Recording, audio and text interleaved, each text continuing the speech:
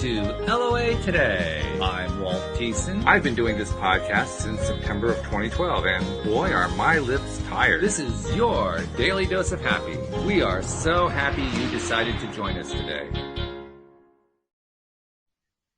Sam Page can't join us today also because he's off doing a couple things, but he'll be back next week. But I do have a guest joining us today, and her name is Victoria Wieck.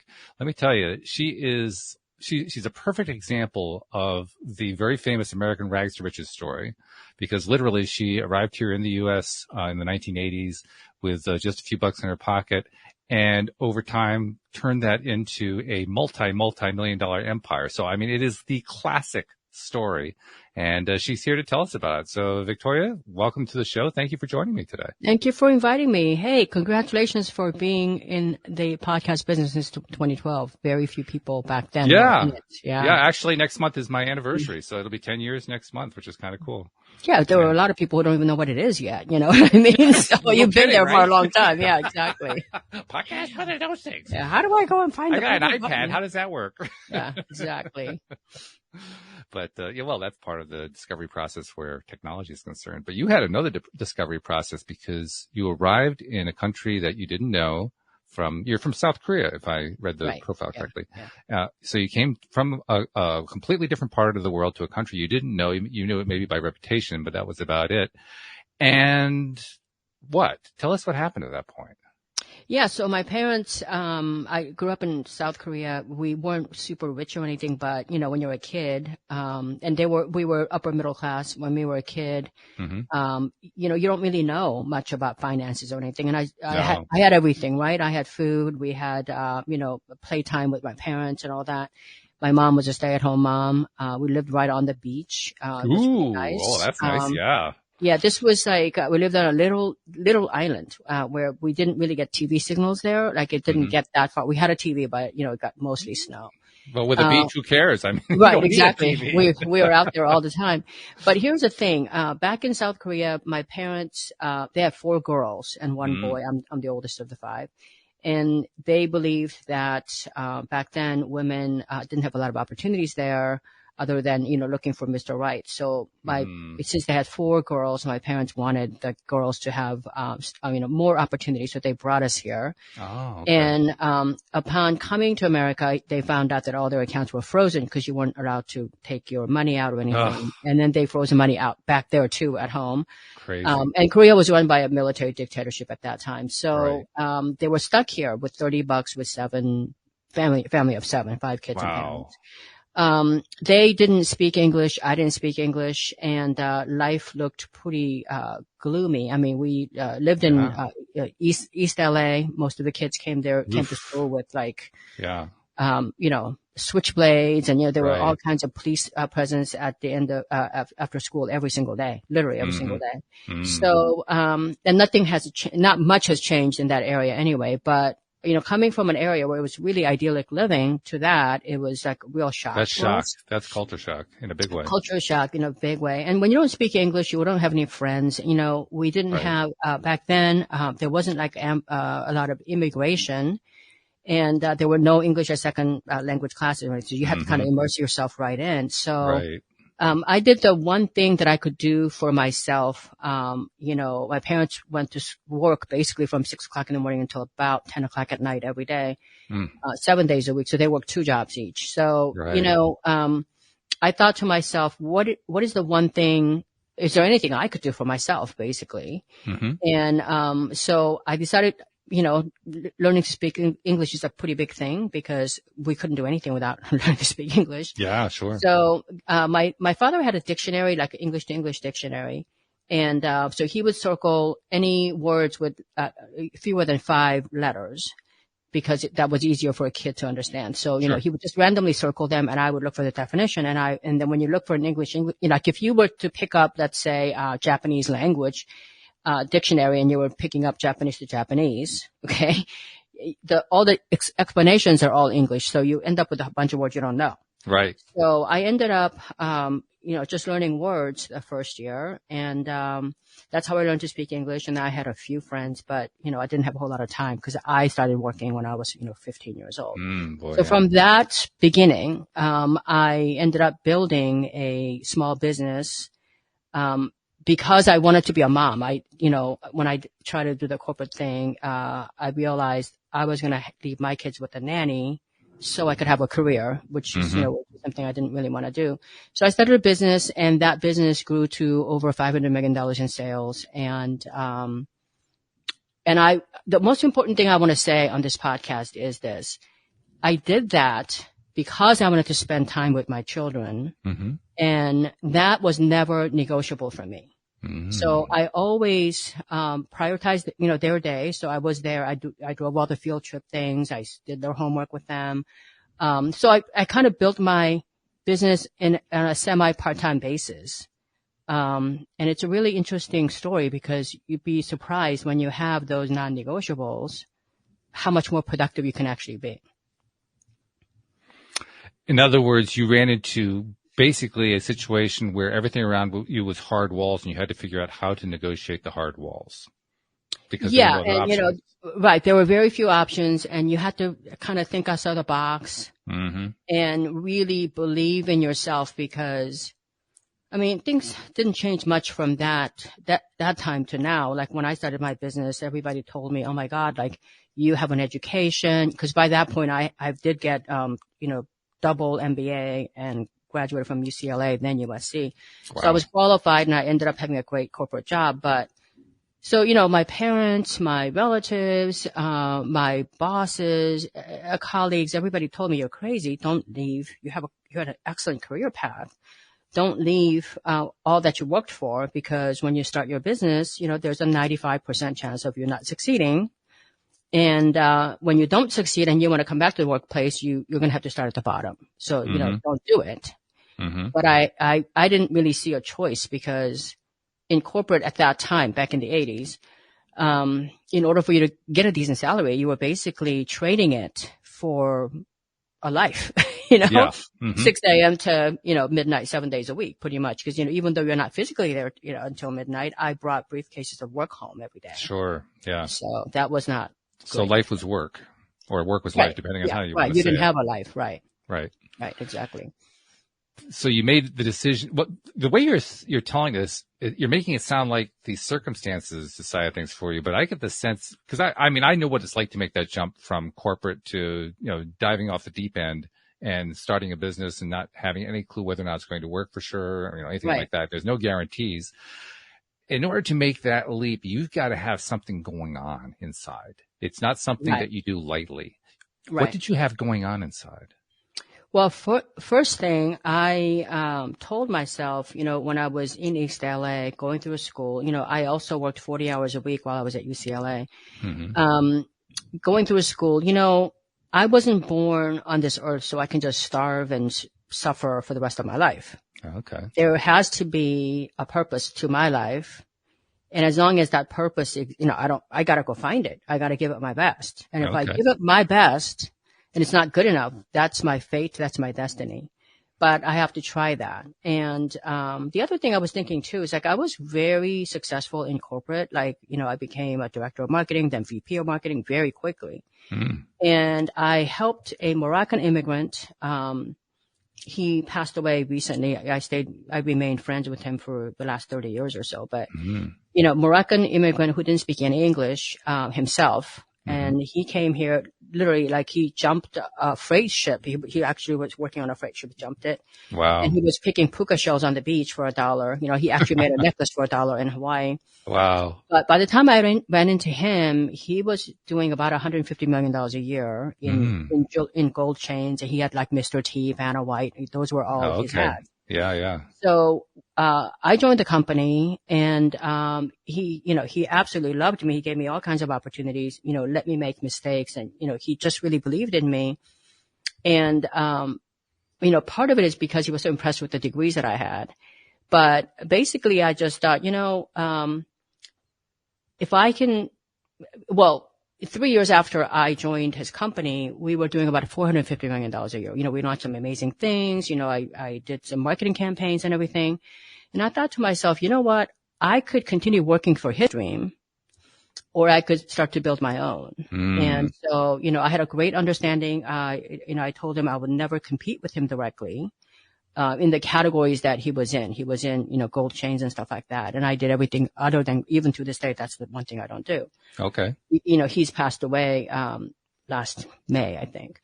So basically, that was what was going on in my head. But on the other side too, though, is I felt like there was a real void in the marketplace for the type of jewelry that I was going to, that I was doing. And one of those was, basically when I came here, jewelry was sold on a snob appeal, more or less. A lot of people just bought, this is a 2-carat diamond from Tiffany's, or, my husband got me, this is a 4-carat, whatever.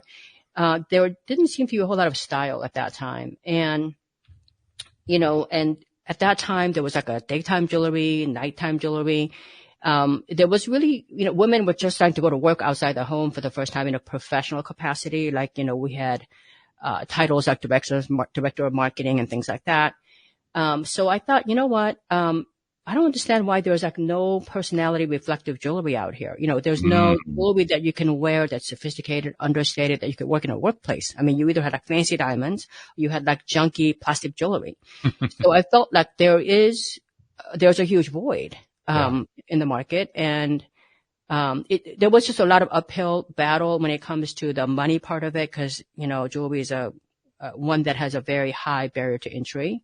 Sure. So, I just realized I'm going to lose battery. So I'm going to plug this in really fast. You keep sure. talking. Yeah. Do the little swappity do there. No big deal. I'll just tell people about a couple things coming up in, later on this week. Well, first of all, this coming Thursday, the show that I will normally do on Thursday, I'm actually going to take that day off, do another beach day. Because, I need to get to the beach. That's all there is to it. So Louise and I are going to get away for that day. But coming in for, the rest of this week, tomorrow and Friday, we have special guests joining us, as we've been doing most of the time here on the show. In addition to talking with Jody Lynn on Wednesday and Dan and Debbie on Friday. But, the guests themselves are interesting people to be sure. Tomorrow we're getting Heather Shannon joining us. Heather is, she's a rather remarkable person in that, she's all about the energy levels. She's all about humor. She's all about being quotable. And she's about entrepreneurship, but she also has a rather interesting twist on it because she's a certified sex therapist. So this is going to be a really interesting show that we have tomorrow for you. And we'll have more about that later on. But, okay, looks like, Victoria's back. So you got everything straightened out. That's good. That's good. Yeah. I just look at the battery low. It's flashing at me. Yeah, we don't want that. That's no. not a good thing. Right. You said something interesting. I want to kind of cut over to that right now. You mentioned how, with your, Moroccan friend who hired you, and I kind of get the sense he was also a mentor to you too. You said he let you make mistakes, and that really caught my attention. Why did you think then, and why do you think now that's so important? Well, I learned on his dime. I mean, just amazing, things. But so my, old boss, his name is Guy. He came here, by himself, he jumped the ship and he was picking up puka shells and, he basically sold it for $1.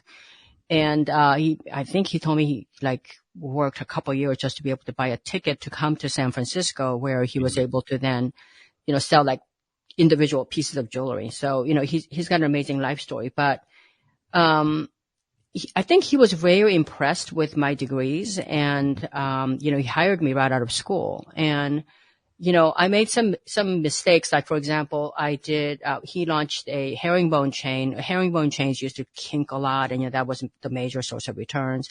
And he found a way to make it so it's more flexible. And, we called it super herringbone or something like that. And, they had Vanna White, Mr. T, all these people, advertising it. Mm-hmm. But the industry later on, and we had a trademark and all that, and I was in charge of all of that. He let me do the work with the lawyers and all the stuff. Okay. And later on, the industry, because they couldn't call it super herringbone, they copied the stuff and then they called it super flex. Uh-huh. And, that name kind of stuck in the industry. Mm-hmm. So, I told him that, that was just like so stupid. Like it just, and he's like, you know what? We live and learn. We learn, we just have to learn from these things. So next time we came up with something, like we came up with like a rope chain that didn't look like a rope. It was a lot silkier. Mm-hmm. Next time we actually trademarked like 20 names: silky rope, velvet rope, silk rope. What we really wanted was silk rope, but next time we made sure that no one else can touch the category, right? So there's a lot of little things, what works, what didn't work, what the American public actually will pay for. He came up with like he was the one that came up with like, best mom, best friends. We called them talking charms. And, by the time the competitors started copying that, we were ready at that point. So, he let me, whenever I made some mistakes, and I was kind of hard on myself, he would always say, you know what? Everybody makes mistakes, but this wasn't that big of a deal, and we learned, and we always did. And so we kept on growing. So I always appreciated that. And, well, when you said that, it reminded me of something that Elon Musk says. He says this particularly about what he told his engineers at SpaceX as they were developing the SpaceX rockets. He said, fail early, fail often.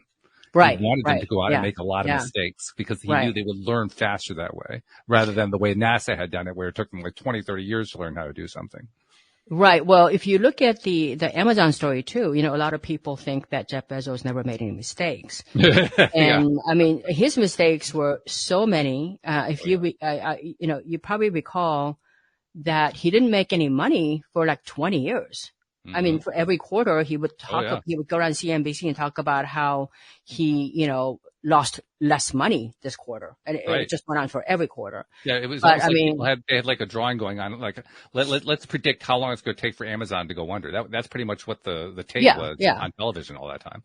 But if you remember, like their Fire, most people don't remember this, the Amazon Fire phone. They had an Amazon Fire Stick, and then they had a phone. Yeah. And, they sold it for like $599 or something, then $399, then $99.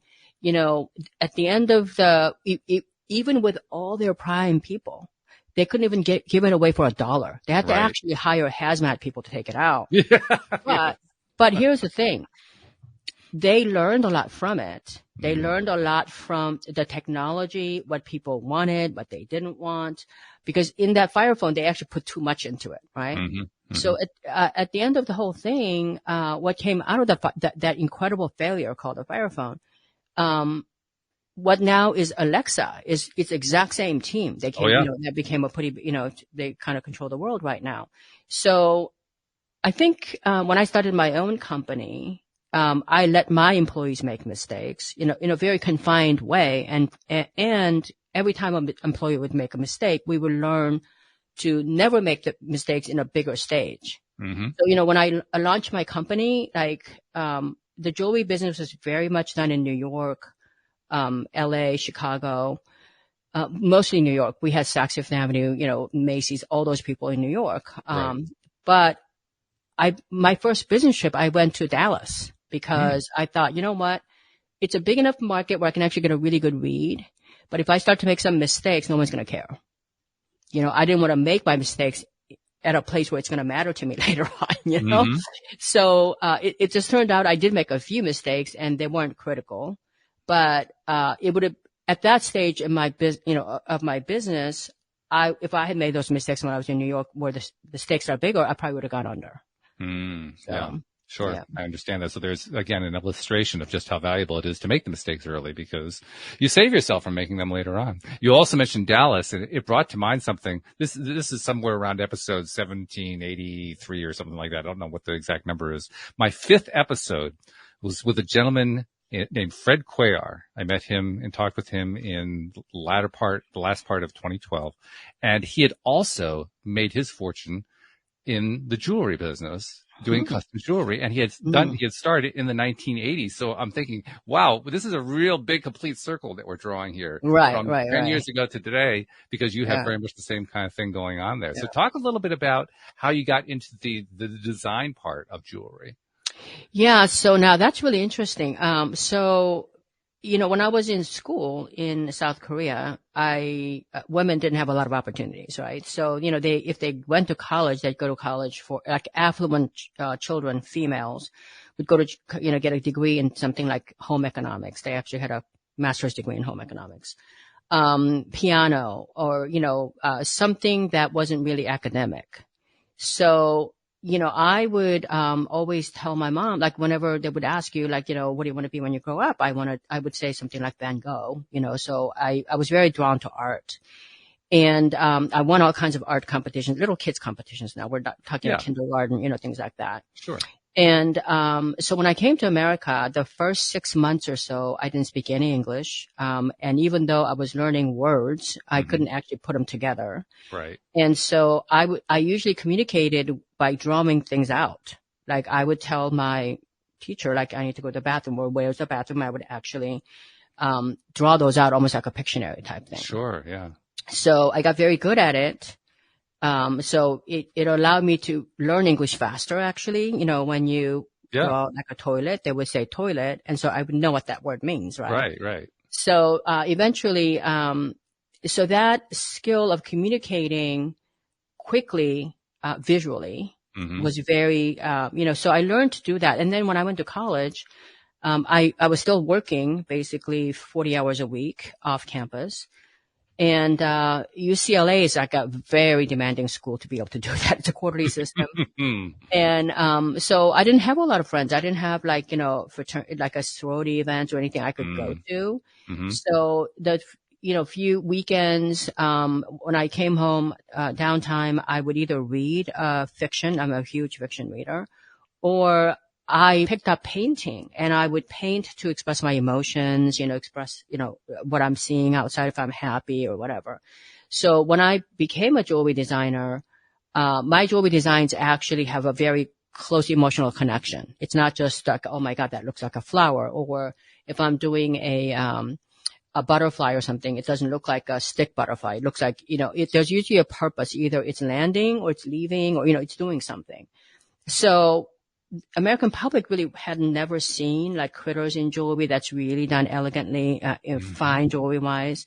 So it just took off pretty, Nice. And then, so my marketing message was all about reflecting yourself, your personality, and leaving a piece of you, a part of your personality, your legacy to your future generation.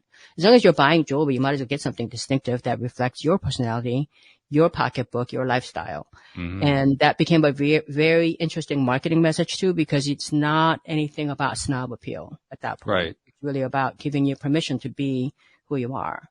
You're kind of reminding me of that long ago interview that I did, episode 5 with Fred, because I'm remembering one of the things he talked about quite a bit, how he expressed it a little bit differently. He described it in terms of how there was a very traditional approach to jewelry and everybody did it. And that's what all the jewelers handled and so forth. And here he wanted to actually create stuff in his back room and sell that. And they all told him it was ridiculous. And he ended up doing it anyway, was very successful with it.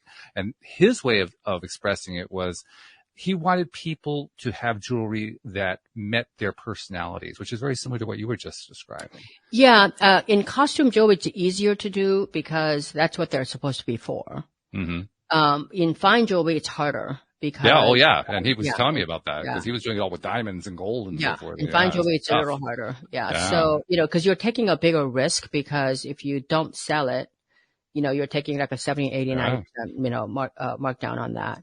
But there was, a huge guilt factor of, well, here's the other thing. When you went to work, when I went to work in corporate, I had these like Robert Talbot, like navy suits with the white collar, and we even had little bow ties like men do, Okay.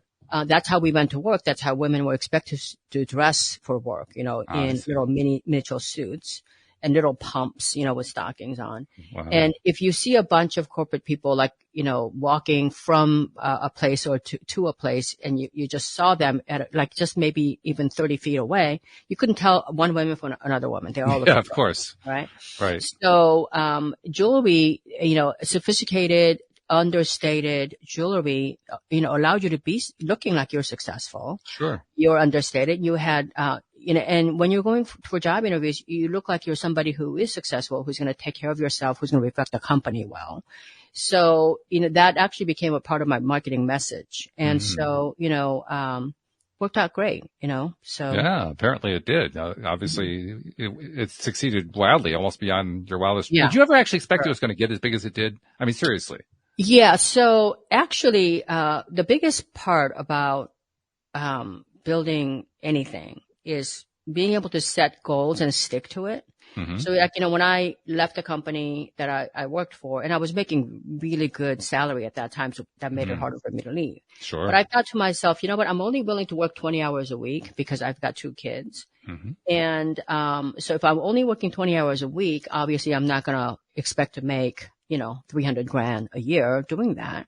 Mm-hmm. So what can I expect to make and what can I live with? So remember, it wasn't that many years since I left Korea when I started my company. It was within just a few years.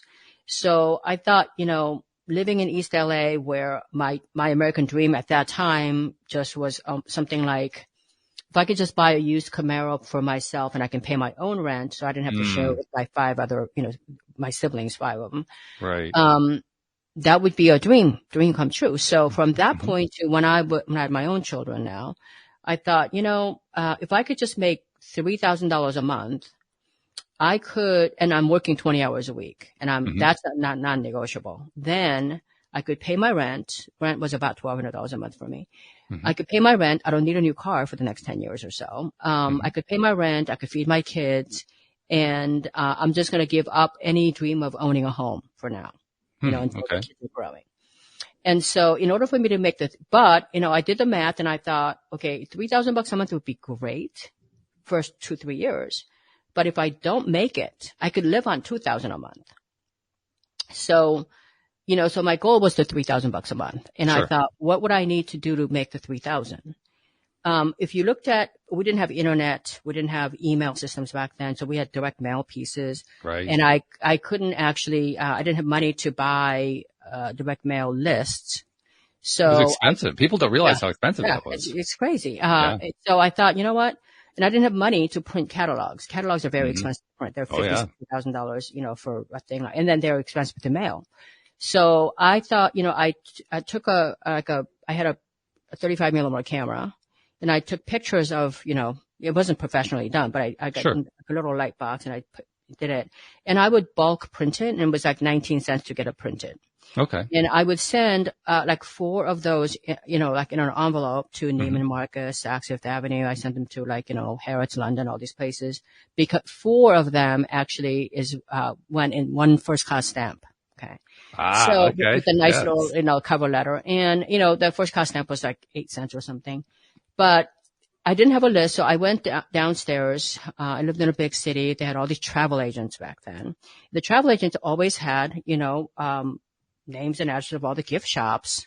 So I would just sit there, volunteer to answer their phone calls, but I actually would just write their addresses down. So I did about 50 of those every single day. And we had like IBM Selectric, so I had to actually type these letters. Oh, wow. Yeah. Now you're really dating yourself. Yeah. So, I did, so 50 was a lot of work, but I did it 50 a day, but I could do them when the kids are, asleep and all that. So after 50 a day, I thought, if I get 5 of those people to just respond, yes or no, or get me more information, that'd be great. But I actually, you're supposed to get even less than 5. But if you're doing it every single day though, because I only needed about 5 people a month to respond for me to actually make the $2,000. So, I did my, introductory letter was very, very targeted. So when I wrote the letter, it wasn't like dear customer. It would be, dear Walt Thiessen, I love your jewelry. I particularly love your, tennis-based collection that you had, and I noticed that you're doing really well and what I have can complement what you have, things like that. Right. So, it turns out my closing rate was actually, you're supposed to get like a 2% rate, but I actually ended up getting about more than 10%. Whoa. So, yeah. I want to say within the first 18 months, I did over $1 million. Wow. Believe it or not.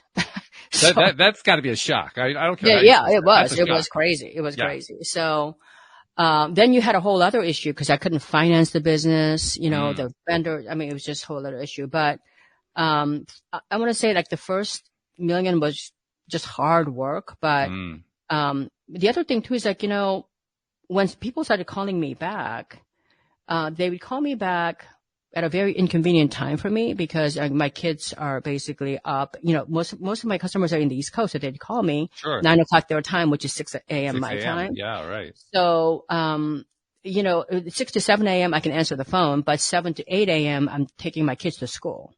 So, I thought, coming from Korea, I know like my aunts and everybody, like they're in a different time zone. They're a day ahead, like 16 hours ahead of me. And it's like you have almost like a day and night flip. Mm-hmm. So I thought, well, someplace around the world, it has to be 9 a.m. So whatever time it was always someplace around the world. It was 9 a.m. It's like someplace in the world right now. It's 2 p.m. somewhere, 5 p.m. It's 5 o'clock somewhere. Right. So, I realized like 6 or 7 a.m. my time is about noonish in 53 different countries in Europe. Oh, okay. So I started looking at, I started sending, like little faxes. Believe it or not, I sent, like drawings of my drawings in, cause a lot of buyers have never seen like a real actual rendering before. And, in those days, when something came by a fax or by FedEx, it got right to the person's name. Right, because it was rare. Yeah. It was rare. So, and I only faxed it because it was cheap. It was like, if I called somebody, it'd be like 3 minutes, and international phone calls were like $10 a minute. That's right. But if I faxed it, it was only 6 seconds per day. So, that's right. Yeah. It was like you had all the seconds. economics figured out. I mean, I didn't have any money, and right. so, like I found out that all these European, buyers, they love American goods. So I ended up opening Harrods and Galeries Lafayette. And then once I opened them and I was in all their catalogs, Neiman Marcus, it was like, oh my God, like you're at Harrods, I come on over here. Then when I was at Neiman's, Saks Fifth, like it just made everything a lot easier. Sure. Yeah. But I kind of did it only because, out of necessity, because I didn't actually want to work when my kids were up. Yeah, sure. And, when I picked up my kids, between 2 o'clock, I picked them up at 2, and I left my home at 2, and, I picked them up about 2:15. From that to 8 p.m., I stayed with them, did their soccer, basketball, everything that they wanted to do. And then they went to bed about 8:30. 9 p.m. California time actually is, 11 o'clock in the morning the next day in Tokyo and Hong Kong and New Zealand and everywhere else.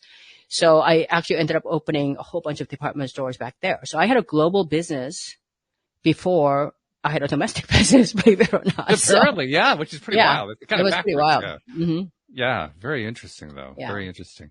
I know we don't have a lot of time because you have another event you have to go do after this, but I want to talk about what you're doing today, particularly trying to help other people who come from perhaps a similar background or are experiencing the similar kinds of challenges you were experiencing. Let's talk about that side of your life now, because I think that's a pretty important part. Yeah. So I'm actually at the end of my career. One of the first things I, set out, I told my husband is, I don't want to work until the day I die. Like that's what my father did. He literally retired on Friday, died Saturday. Wow. Yeah. And my husband's father did the same thing. So we basically decided that, we need to have a point at, we're not going to keep working. At some point, we realized we had a goal, like a little goal. And, in the best case scenario, like absolute best case scenario, you got a min-max scenario. And, we also promised ourselves like within 3 years, he had his own business, which real estate business, and it was pretty rough too. But within 3 years, if either of us are still like losing money or barely breaking even, we're going to shut that business down. Mm-hmm. Okay. And then, but if everything went well and, we did like $300,000 in net profits or net income, then, it's time to like start thinking about like really, cause at that point we've completely beyond, reached beyond our biggest dreams possible. Sure. Right. Okay. So, we did a lot of charitable work, gave a lot of money away, did all this stuff. And I don't think I've even made the 275 or whatever since I was like 28 years old. I made a lot more than that since then.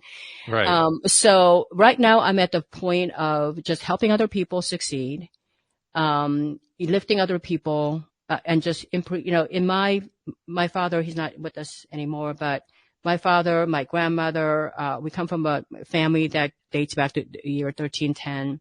And they've always said that, in our family, you can have the money and the fame and education, all that, but you're not successful until you can make other people successful. Because truly successful people do that. This is what they do. So I'm actually at that phase. I've been at that phase for the last 5 years. I do a lot of free webinars, teaching people, storytelling. Cause as you know, I have a TV show, and in TV retailing, we have to do somewhere between $2,000 to $6,000 per minute, every minute you're on. So you really have to know how to tell your stories. Brand positioning, and how to really identify your target market, all that stuff. I have a book coming up that kind of, it's the best buy in the world because it gives you exactly the formula. Because, I did the $500 million with less than $10,000 of advertising total career. Wow. Is that right? Less than $10,000. No outside help. I've never had a partner. I've never had investors. Never took out a loan. It was just all organic growth. Wow. We're sold over 10 million pieces of jewelry just here in America. So I'm not here to brag about myself. I'm not here to inspire people. I'm not here to encourage you, because all those inspirations and encouragements and motivations mean absolutely nothing if you don't take action.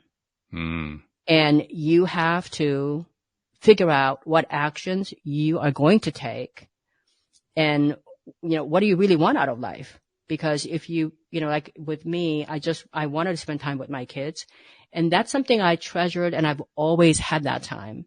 Now I welcome my grandchild. She's 1 year old now. Oh, wonderful. I told my daughter next year I'm going to completely retire because I can. And it's not going to change my lifestyle one little bit. So, and the other thing I'm going to tell you is I've never changed who I am. So I don't have anything fancy. I drive a Yukon. I could drive whatever car I want, for now at this point. Sure. But those things didn't matter to me, and I still I don't have any fancy purses. I have a backpack. It's comfortable for me. It's just. I love that from a jewelry designer. That's wonderful. Yeah. I mean, it's a nice backpack, I had it designed for me.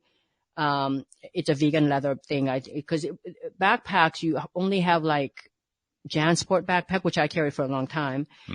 Or, there isn't a whole lot of options. So I've not got one for myself. But the point is I understand what it feels like to feel hopeless. I understand what it feels like you're constantly climbing uphill or swimming uphill. And the minute you stop, you feel like the whole world has gone by, and you don't have to feel that way, but it's up to you, because if a girl born in Korea who didn't speak any English comes over here and can do what I can do. So what does it take to do that then? I mean, because that's really the key point, isn't it? How do you make that switch in your mindset? Yeah. So obviously this, interview is only 45 minutes. So, we only have about 5 left. So here's the thing. I have, free webinars. I don't do them often because I don't have a whole lot of time. They're completely free. Like this Thursday, which is too late because by the time this broadcast it'll be over, but 2 days from now, I'm doing a free webinar. It's titled How to Build an Empire While Working Fewer Hours. And, it's just there are 5-6 pillars of skills that you have to really understand how to master. One of those is personal branding. It's a lot easier if you brand any kind of brand. It's easier to sell them than if you have to explain every single time what you're all about, right? So the personal branding is really important. And personal branding is not something that you can't conquer with, my brand is not like Victoria Wieck Jewelry is not like a household name like a Gucci, but in the jewelry world, it means a lot. It's one of the most searched name, and it's a trusted name. So I was able to build that. So I teach people how to, get their bios. It's really all about, think about the two things. One, I love this quote by Maya Angelou, and she talks about how, people will forget what you said, what you've done, but they'll never forget how you made them feel. right? So that is absolutely critical. You know, when all of you who are in small businesses right now, if you're looking, even bigger corporations they make the same mistake. They talk about themselves a lot because you feel like you have to justify that you're an expert. You have to justify that you have experience. You keep talking about, you know, like if you're selling hardwood floors, for example, you might say something like, you know, we're the 4th generation. We've been in business for 60 years and, you know, we're the best and we won this award. You know, it's all about we. Rather than saying, hey, are you sick and tired of all the confusing, you know, information you're finding on hardwood floors? Are you sick and tired? You know, have you ever wondered, you know, do you actually need hardwood floors? Is this something you want? You know, does hardwood floors actually add value to your home? Because these are all the things that those people are actually thinking about. So you're actually, the minute when you say those things, even on a website, and by the way, if I'm talking to anybody, I always check them on the website while I'm talking, because I want to know what kind of presence they have. But instead of saying we're the fortune, who cares if you've been there 60 years? It's like saying, oh my God, you know, this Lexus has been around, you know, driving for 50 years. Well, I want a new car. You know, I want one that's been around for 50 years, right? So instead of saying, you know, so like when I go on TV, I usually follow somebody. By the way, you know, TV retailing has like 99% failure rate. Very good point. You know, I've been, I think I have been on TV longer than any other human being for 25 years now. So here's the thing, you know, a lot of times I'll follow somebody who says, you know, oh my God, you know, I just won the, you know, the Jeweler of the Year award, and I was at the Grammys last week, and, you know, everybody loved, you know, what I had on, and, you know, here are pictures of me and, you know, whatever movie star she was with. And, you know, I have designed this wonderful, you know, collection for you. Okay. That's one way to talk about, you know, who you are, that you're a, you know, accomplished designer. So you won all these awards and, you know, you hang around with movie stars. You could do that, or you could come in and, you know, we're talking to middle America. You could just talk about, hey, you know, are you glad that summer is finally here, where you can actually have some summer vibes and summer fun with, you know, friends that you haven't seen for 2 years. When you go out, you want to permeate just a little spark, something, you know, you don't have to break your bank. And here's just a wonderful piece of, you know, collection that's made just for that, for family and friends. And you could have it today for 25%, you know, percent off. Two very different messaging. Very different. One talks about you, what you're going to do, how you're going to permeate, how you're understated, and how you're going to save money. And the other one's talking about me. So, you know, a lot of times your beginner entrepreneurs think that they have to establish their expertise quickly. And the way they do that is by telling them how great they are. You almost have to look at it the other way, because like the hardwood flooring guy, you could sit there and say, hey, you know what? Are you sick and tired of, you know, getting conflicting messages? Are you sick and tired of, you know, way out of whack prices? Then you've come to the right place, because we have been, you know, serving people exactly like you, you know, for the last whatever. And you can talk about some people you've served and their testimonials. So here you're saying the same thing you experienced, but you experienced specifically to help people like you, rather than this, you know, thing that nobody knows about, right? So that's one. And the other thing, I mean, I can't go over all the things that I teach, but the other thing I want you to remember is there's this quote by Nelson Mandela, and it's a very lesser known quote by him. And it's, you know, one of these interviews, they asked him, like, you know, what was it like to spend 30 years in prison? And, you know, did you ever give up hope? And did you ever think that you were ever going to get out? And he just humbly said something like, you know what? It all seems impossible until it's done. That's a great quote. Yeah, until really it's done. Yeah. So however impossible it is, you know, 1,000-mile journey starts with the very first step. You got to take the step. Right. Otherwise you don't get anywhere. You're not going to get anywhere. And, you know, going back to what you said earlier, which is when people like are contemplating, do I launch this product? Do I have this marketing plan, or do I launch this ad, or, you know, what do I do? And, you know, I want to do all these studies, and you hire consultants and all this stuff. Well, just go do it. You know what? Get a poll. Today you can do all kinds of polling on social media. You don't even have to act like, you know, it's you. You could act, there's all these online services now that can actually take a real life poll with a real life person and launch it small. What's going to happen is you're going to learn They might say, oh, those designs suck. She's done that like 20 years ago. Or somebody say, oh my God, what a fresh perspective. I mean, they're going to differ, but you're going to get a common thread out there. Mm-hmm. So what happens is, it's like you can't, if you're going from here to New York, you can't see every single traffic accident, every single thing that could happen to you. When you actually see a traffic accident, you might actually want to pivot. Mm-hmm. But if you don't ever start, if you don't ever start, how are you going to know? Right? So it's okay to make mistakes. In fact, I'm going to say to you that making mistakes is one of the key ingredients of success, real success. That's what I think too. I would say do a planned failure, because what I do is like when I go on TV, remember I've had a show like every month, right? So every month I'm on like 6 to 9 hours, and that's a lot of hours when you're considering like infomercials like 2 minutes or something. But when you're doing live that many hours, it's a lot of hours.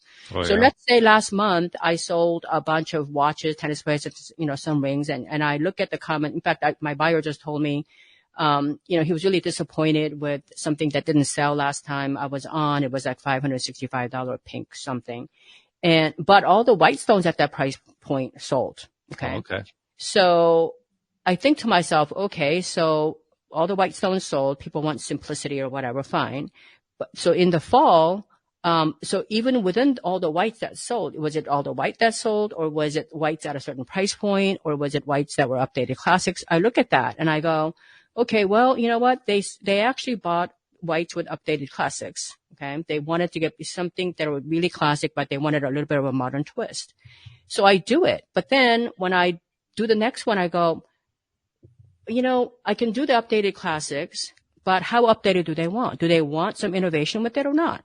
Or maybe it wasn't that they didn't like the pink. Maybe they didn't just like the style of that pink. So, because I can't just keep on giving them white forever, because at some point they were all going to die. So what about the pink? Was that maybe they didn't want the pink one at $500? Maybe, if they're going to buy pink, maybe they want it at $200. We don't know. So I might actually, it's worth trying it because it wasn't that bad. Mm-hmm. It was a little slow. He was disappointed because he thought it was going to go, gangbusters. Right. So I might do 2 or 3 styles in pink, knowing that's risky, but the whites that I did is money in the bank. I can count on a certain amount of money coming in based on the last results. So these new things that I'm testing, I do 5 more styles. Maybe they all bomb, but I have reason to believe a couple of them actually will succeed. So if they do, I can then build on that. So that's a planned failure, because 3 or 4 of them are going to fail. That's very interesting. I like that. So that means, my buyer isn't going to buy 10,000 units of each of those. Mm-hmm. They're going to buy a few hundred, very, very cautiously. They might even work out a deal with the vendor. Ship only 200 units now. And if on the day she goes on, can you FedEx the rest? Right. So basically, having failure is a good thing. Cause, it's like if you don't want to fail and you're so afraid of failing, it's like if you take a kid skiing, okay, and the kid says, I don't want to fall, so I'm going to be on bunny slopes forever. And okay, well, my kid was like that, fine. But then the minute she fell on the bunny slope, she realized, oh my God, I didn't die. I don't have blood on my nose. And that was a lot of fun. Yeah. So that's the day she said, you know what, Mom, I want to go to the bigger slopes. Yeah, there you go. Then she broke her knee at some point. But, that's another story. Yeah, that's a whole other story. But what I'm saying? It's like, show me a downhill skier that never fell. They fall, during Olympics. Show me a gymnast who never fell, or figure skater. So you gotta, embrace the ability to fail, but you gotta have to, the biggest problem with entrepreneurs is like, the whole world tells you, the chance of you succeeding is nothing unless you have something really chic and whatever, or a ton of money, you're not going to succeed. And, you don't have time, blah, blah, blah. So they don't think they're going to really succeed, but they do it. They get the courage to do it. Then something goes wrong. They're like, oh my God, I should have listened to so-and-so. I should have listened to Walt. He told me I wasn't going to make it. Mm-hmm. And then I go, no, wait a minute. That wasn't that bad, right? You sold some, you didn't, whatever. Why don't you, we know what's at least the 2 things that are working. Let's say you open a restaurant and, people only ordered 1 dish. Well, okay, well, we know what's working, right? Mm. So the person says, okay, you know what? You're right. I finally figured out like they only want paella and the rest of it they don't want. Okay, fine. Then they go a couple more months and they make a second mistake and they're like, okay, this time I'm just going to shut it down. They shut it down. You just gotta, I would say don't ever give up hope. And just have some grit and, you gotta keep remembering that if you're not working on your dreams, then you're right now working actively building somebody else's American dream. And you might regret that at some point, That's a great point. That's a great way to finish this up too. That's a wonderful point to wind up on. Hey, before you leave, we need to get a couple pieces of information from you. First of all, thank you for joining us. Thank you for sharing your story. Thank you. Tell people how to find your webinar and your $1 Million Passion. I can't remember what you called it, but yes. Right. So come to victoriawick.com. victoriawick.com, and you will see the 2 books that I wrote. I wrote a science fiction and I wrote a $1 Million Passion. It's really 7 simple steps on how you can actually exponentially grow your business. And then you can also sign up for I think there's like 6 different webinars that you can sign up for. It's only limited to 50. I usually get over 1,000 people per month. Wow. It's limited to the first 50 people because I want to be able to still answer questions. And, actually really impact your business. And if even 50 is very pushing it. So sign up for any one of those. There are topics there and you're going to need, if you're going to be successful, you're going to need all of them. And it's completely free. I don't spam your email. I don't push you to buy anything. Mm-hmm. It's really my, public service to society, I guess. Yeah. Yeah. Well, and we'll include the links in the show notes to make it easy. And you can come to, $1milliondollarpassion.com is linked to it, $1milliondollarpassion.com, and that has my books, all the courses. And also I have a podcast called $1 Million Passion. Oh, okay. So people can come. And, my mine's a little different because I like to interview people that, it's a transformation podcast. So I love rags to riches stories. Mm-hmm. And I like to interview people that have no college degrees. Most of them don't even have a high school degree, and they're all multimillionaires by doing kind of like what I did, which was to kind of listen to your heart, listen to your gut, turn your passion into profits, and then grow it like crazy. So, I do have a few people that have college degrees, but I have like 100 episodes, and almost all of them are like construction workers that are hanging out with Elon Musk, people like that. Right. Yeah. It's crazy, but, that's good though. I like that. That's really good. Well, thank you again for joining us. And thank you also for all that you're doing for people. There are a lot of people. There are probably hundreds of thousands of people you'll never meet, you'll never see, who you're touching, who you're helping in ways that you don't know about. And we don't often hear this, so I try to make it a point to say this. Thank you on their behalf. Thank you for what you're doing for them, even though you'll never hear from them, because you're making a big mark on people's lives. It's my joy. It's my honor to do that. To be in a place where I could actually help out. So thank you. You're very welcome. Thank you for joining us. And thank you to our podcast listeners everywhere. We will see you all next time here on LOA Today. Goodbye, everybody.